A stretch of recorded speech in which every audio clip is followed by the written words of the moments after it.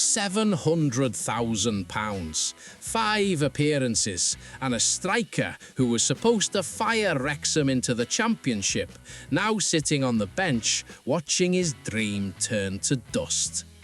Alright, Wrexham fans, if you love the Red Dragons like I do, smash that subscribe button, because this story is one nobody saw coming. Let's dive in. Ryan Hardy was meant to be the missing piece, the proven Championship goalscorer, the 22-goal striker who dragged Wrexham over the line and into the second tier. Instead, he's become the most expensive ghost in the Stoke racecourse. Just 5 league appearances. 5! 2 starts back in August and September, and since late October, he's barely touched the pitch. 10 times this season, he's not even made it off the bench. And now, Preston, Blackburn and Hull are all circling, ready to rescue him from what can only be described as a North Wales nightmare. This isn't just about one player struggling for game time. This is about a £700,000 gamble that hasn't paid off, a striker's confidence shattered, and 3 Championship clubs who think they can turn him back into the player Plymouth Argyle couldn't afford to keep. But to understand how we got here, we need to go back to the summer when everything looked so different. August 2024. Wrexham had just done it again. Back-to-back promotions. National League to League Two to Championship in 3 years. Hollywood magic meets proper football. The sort of story you couldn't write.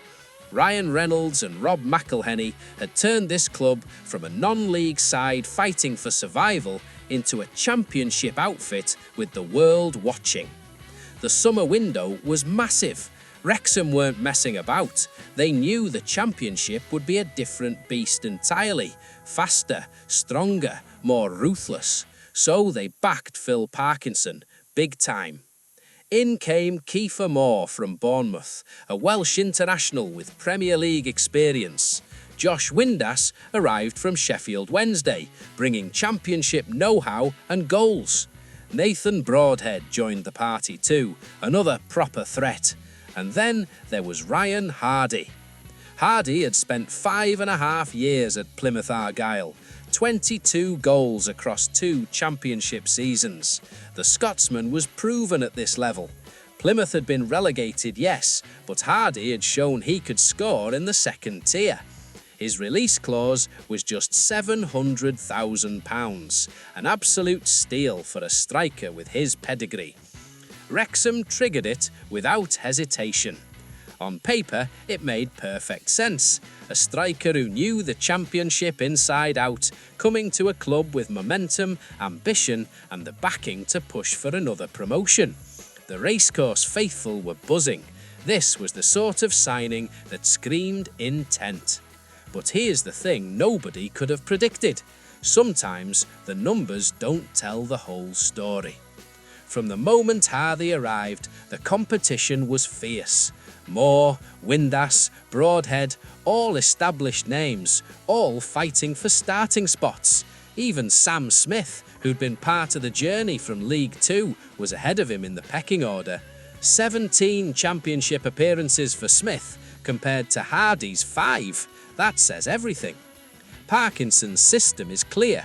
He knows what he wants, and right now, Hardy isn't it. Behind closed doors, you have to wonder what's going through the striker's head. He left Plymouth for this, for the Hollywood story, the global spotlight, the chance to be part of something special.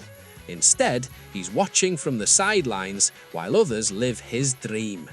And then, mid-December, the news dropped. Preston North End, sitting 3rd in the Championship, pushing for promotion to the Premier League, have entered the race for Ryan Hardy. But they're not alone. Blackburn Rovers want him. Hull City want him. 3 second-tier clubs, all convinced they can get the best out of a striker Wrexham can't seem to fit into their plans. Think about that for a second. Hardy moves to Wrexham in the summer, barely plays, and now Championship clubs are queuing up to take him away. What does that tell you? It tells you the talent is still there. The ability hasn't disappeared, but something at Wrexham just isn't working. Paul Heckingbottom at Preston wanted another striker in the summer. He got Michael Smith and Daniel Jebbison, but he knew he needed more depth.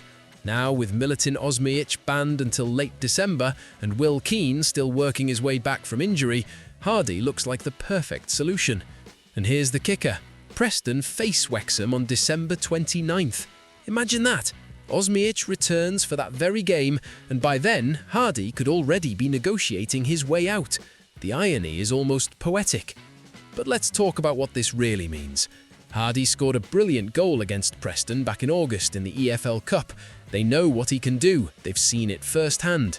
And if Heckingbottom thinks Hardy can help Preston fire into the Premier League, that's a statement about the player's quality and the damning indictment of how things have gone at Wrexham. Wrexham fans are divided. Some feel for Hardy, a player who came with genuine pedigree only to be frozen out. Others point to the system, the competition, the fact that Moore, Windass and Broadhead have simply been better. Social media has been buzzing since the Preston news broke. Let him go, some are saying. Give him a chance, others argue. There's sympathy, but there's also pragmatism. If he's not playing, if he's not part of Parkinson's plans, then maybe a move is best for everyone. The media has picked up on it too. The story of a £700,000 striker who can't get a game at Wrexham but has 3 championship clubs chasing him, that's a narrative. It raises questions about recruitment, about squad planning, and whether Wrexham's Hollywood millions are being spent wisely. And what about Hardy himself? No public comments yet, but you don't need quotes to understand what's happening. He's a 28-year-old striker in his prime, watching his career stall. Every week he doesn't play is another week lost. He'll want out. He has to. For Wrexham, this is a delicate moment. They're in the Championship, fighting to establish themselves at this level.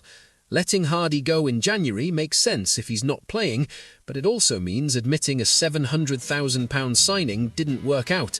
That's not a good look when you're trying to build a squad capable of competing at this level long term. For Hardy, it's a lifeline. Preston, Blackburn or Hull, all 3 clubs can offer him regular football, a platform to prove himself again, and a chance to rediscover the form that made Plymouth desperate to keep him. This reminds me of so many stories we've seen in football. The big signing that doesn't fit, the proven player who gets lost in the shuffle. It happens. But what makes this one sting is the context. Wrexham's rise has been built on moments like this going right, not wrong. Every signing, every decision has felt charmed. This one, not so much. And here's what happens next. The January window opens in a couple of weeks. Preston need to shift some players out before they can bring anyone in, but if they do, Hardy will be top of their list. Blackburn and Hull are watching closely too. One of them will make a move, and when they do, Wrexham will have to decide, hold on to a player who isn't playing, or cut their losses and move on. At the end of the day, this is what being a Wrexham fan is all about. The highs, the lows, the drama and the hope. Not every signing works out, not every story has a Hollywood ending, but this club has been through worse, and we always come back stronger. From non-league to the Championship in 3 years, every step of this journey has been extraordinary. Ryan Hardy's chapter might be ending, but Wrexham's story, that's only just beginning. Let me know in the comments what you think. Should Wrexham let Hardy go, or does he deserve more time? Hit like if you're backing the Red Dragons no matter what, and I'll see you in the next one. Come on, you Reds.